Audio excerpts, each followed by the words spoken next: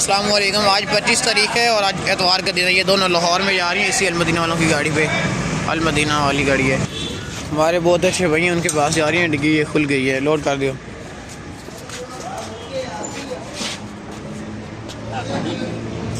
एक मिनट बड़ी एक ये अलमदीना वालों की गाड़ी है, देख लें।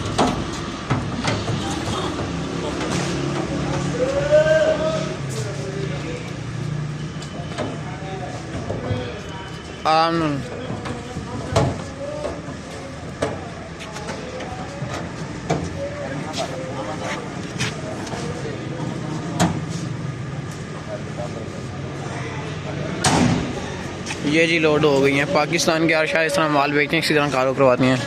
हमसे घर बैठे बिल्कुल बेसिक होकर बकरे बकरे परचेजिंग की जा सकती हैं। 1393 गाड़ी का नंबर आगे देख लें, वो देख लें। लाहौर अलमदीना वालों की गाड़ी है, 200 चेक है।